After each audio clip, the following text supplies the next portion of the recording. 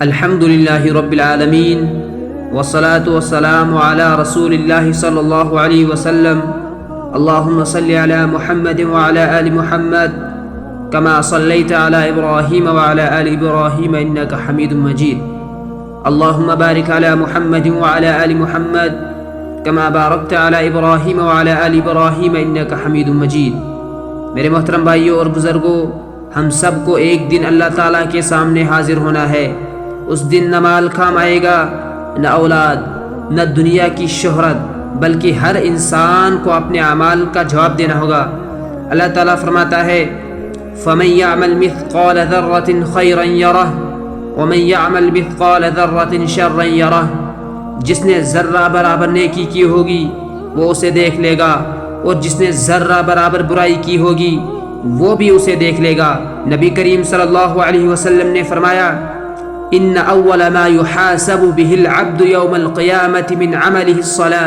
قیامت کے دن بندے کے اعمال میں سب سے پہلے نماز کا حساب لیا جائے گا۔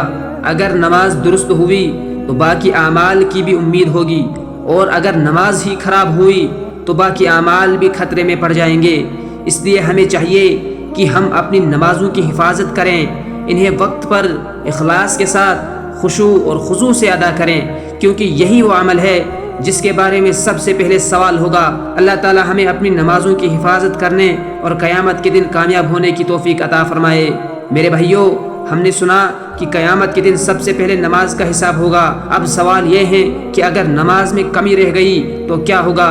نبی کریم صلی اللہ علیہ وسلم نے فرمایا کہ اللہ تعالیٰ اپنے فرشتوں سے فرمائے گا دیکھو کیا میرے بندے کے پاس نفل نمازیں ہیں؟ اگر ہوں تو فرض نمازوں کی کمی ان نفلوں سے پوری کر دو، اس کے بعد باقی اعمال کا بھی اسی طرح حساب ہوگا۔ اس حدیث سے معلوم ہوتا ہے کہ نفل عبادتیں بہت قیمتی ہے، لیکن یہ فرض نماز کا بدلہ نہیں ہے۔ پہلے فرض نمازوں کی حفاظت ضروری ہے، پھر نوافل کا اہتمام کرنا چاہیے۔ قرآن مجید میں اللہ تعالیٰ فرماتا ہے ان الصلاۃ تنہی عن الفحشاء والمنکر، بے شک نماز بے حیائی اور برے کاموں سے روکتی ہے۔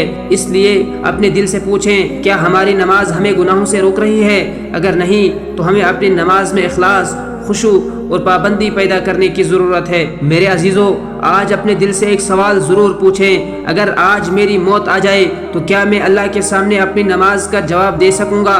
یاد رکھیں، دنیا کی دولت، شہرت، خوبصورتی اور رشتے سب یہیں رہ جائیں گے، لیکن قبر میں صرف ہمارے اعمال ساتھ جائیں گے۔ قیامت کے دن کوئی یہ نہیں پوچھے گا کہ تمہارا گھر کتنا بڑا تھا، بلکہ یہ پوچھا جائے گا کہ تمہارا سجدہ کتنا بڑا تھا۔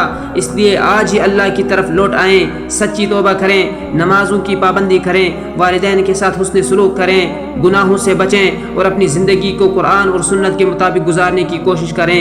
کون چاہتا ہے کہ یہ ہماری زندگی کا آخری دن ہو؟ اس سے پہلے کہ ہمیں 4 آدمی اپنے کندھوں پر اٹھا کر قبرستان لے جائیں، آؤ اپنے رب کے سامنے جھک جائیں۔ اللہ تعالی ہمیں نماز کی حفاظت کرنے والا، گناہوں سے توبہ کرنے والا اور قیامت کے دن اپنے محبوب بندوں میں شامل فرمائے۔ وآخر دعوانا ان الحمد للہ رب العالمین۔